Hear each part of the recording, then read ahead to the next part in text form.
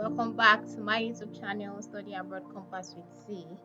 So, if you want to study abroad, don't start your journey without watching this particular episode because in today's episode, I will be sharing common mistakes that students make during their application and how you can avoid these mistakes so that you don't end up wasting your time, wasting your money, or even missing your dream school.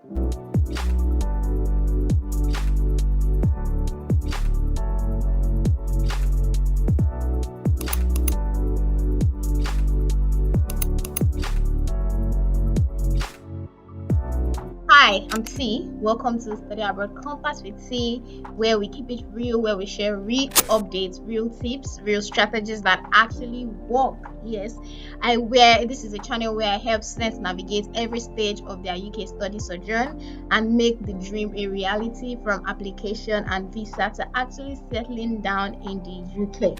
So if that is you or if that is somebody you know with a dream like this, with a dream to study in the UK, or someone who is currently in the process of applying for their to UK for studies, hit the subscribe button now and turn on the post notifications because you don't want to miss a tip.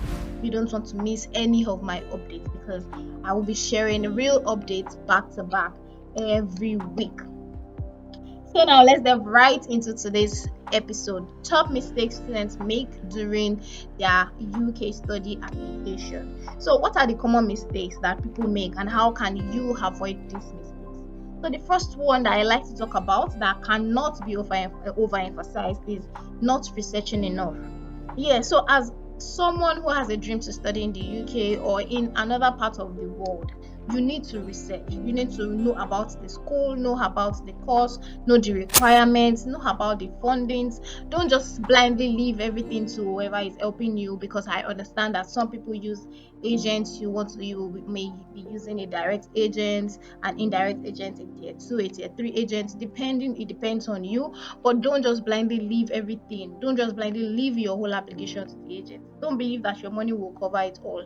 There are some things that your money will not do. Yes, there are still things that money does not do or money is not able to do, like the memory, the knowledge of some things. You need to know about some things, know where your application has gotten to, do your own research. Yes, do your own research. You don't have to make complex research or anything. Just know a little bit about the school you're applying to, the course that you're applying to. Yes, it will even get to a point in your application where you might need to attend or sit for an interview. And to be frank with you, I don't believe there is anyone who would be able to, who has been able to, or who will be able to help you sit for the interview, no matter how much you want to pay them, because obviously there are verifications that will be put in place. So you want to do some research so that you have some knowledge about the school that you are applying to. So another mistakes that students make is weak or rushed SOPs or personal statement, as the case may be. You don't want to rush your SOP, your statement of purpose, or your personal statement. You don't want to rush it. You don't just want to write anything in it. You don't just want to write, this is my name, and no. There are some sections that should be included in your SOP. And for example, a valid, a good SOP should include an introduction section, an academic background section, personal background section, an academic interest section, why education now section for people who have not studied in the last 1 year and above, a why the course section, why the school section, and this section should even be extensive. I always encourage my students to make sure that if you're talking about the school, even during your interview, ensure that you are talking extensively, because this can be compared to a person that is trying to woo a partner, or trying to a male that is trying to woo a female, or the other way around. You want to tell them good things, you want to say good and nice things about them. So your why the school section should be that extensive. Also, you want to have a why the country section. You want to have a section that talks about your future goals. What do you want to do upon completing your course of study? Then you also want to have the final section, which is a call to action. You want to call to action the person that is going to be reading your personal statements or your statement of purpose. Also, another top mistake that students make is missing deadlines, particularly as Africans. We have this African time mentality and we just believe schools will extend their deadlines. Most schools will not extend their deadlines. So don't be tricked. Don't make that mistake of missing deadlines. If your school is reaching out to you and they're saying this is deposit deadline, please work towards it. If they're saying this is CAS deadline, please work towards it. If you are working with your agents, you and your agent work together towards your deadlines. Yes. Another mistake is submitting incomplete documentation, particularly for students who are applying themselves. So if you are applying yourself to any school, please don't make the mistake of submitting incomplete documentation. So if you don't know what documents is required for you to submit, please reach out, do your research. Like I said, you can even ask me in the comment section what are the documents that I need to submit for a UK study application, and I will be in the comment section, and I'll be answering all questions. Do not make the mistake of submitting incomplete documentation. No, it will only delay your offers. It may delay your offer. The school may end up coming to you with a conditional offer, and that just prolongs the application unnecessarily. Then another top mistake that students make during the application is poor financial planning. You don't want to make a mistake of not planning very well. You don't want to make a mistake of not planning your finances in particular. Yes, you want to plan your finances from the tuition fee down to your living expenses, down to expenses on books, feeding, everything. You want to plan it properly. Don't just do a contribution application. There are some applications we call contribution applications.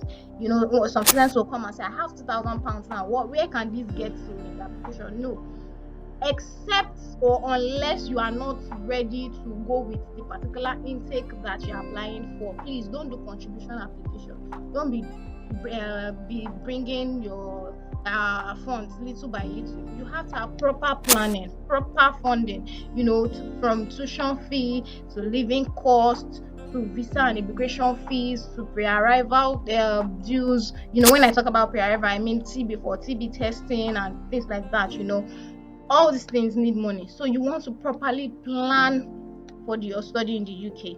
So another mistake that students make in the course of the application is listening to hearsay. If you're working with an agent, please work with your agent. Don't just believe it because this person said when they were doing their own application, this was what they did. No, I know they say yes, experience is the best teacher or something like that, but even UK immigration rules, it changes over time. Like from time to time you hear they are no longer doing this. Like for example, they no longer issue direct visa, they now do e-visa. So you can't talk to somebody who has gone to the UK or who studied in the UK about 3 years ago and they will still give you the same guidelines. It's not the same. So don't listen to hearsay. I'm not saying you should not do your research. If you are doing any research and you find out something that you feel like you don't understand enough or you don't know how true it is, please reach out to your agent. If you are working with an agent, you can even come here. This is why this channel is here for you, so that I can bring everything to you plain, simple, stress-free, so that the whole process can be stress-free for you. So every mistake can be avoided with proper planning. And if you have someone who is working with you, is walking you through the process, in fact, the process is going to be so easy that you won't even have a feeling that you're applying. So this is why this channel is here. And like I said, this is T, and this is Study Abroad Compass with T. This is where I'm keeping it real, sharing tips with you, sharing strategies that actually work. So if you have any particular question, if you have anything that is weighing on your heart and your mind that you need clarifications upon, it's my comment section, and I will be there checking out all the comments. If you have questions, drop them in the comments and I will be answering. And like I said, I work in the front line, so I won't be giving you jargons, I won't be telling you rubbish.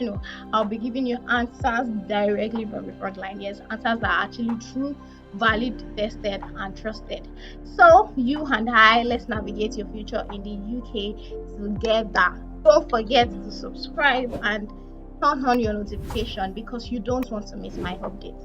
So it's Study Abroad Compass with T. Cheers.